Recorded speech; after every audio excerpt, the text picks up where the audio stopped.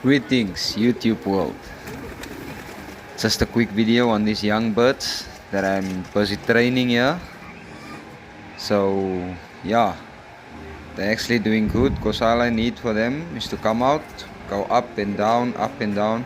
I don't need them to take off and fly high. And yeah, they sort of got this, they know what they're doing. It's about their third time out, so pretty confident I won't lose any of these young birds. I do have some more small ones that I'm busy just keeping in the sun cage at the moment, so they can get used to the environment, seeing the loft around them. Yeah, so that's the new squabs I was talking about.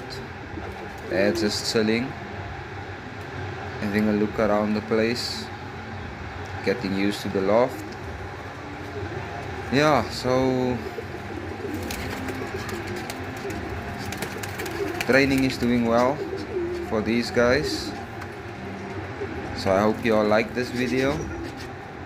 Please share, please subscribe, and I hope I see you all in the next one.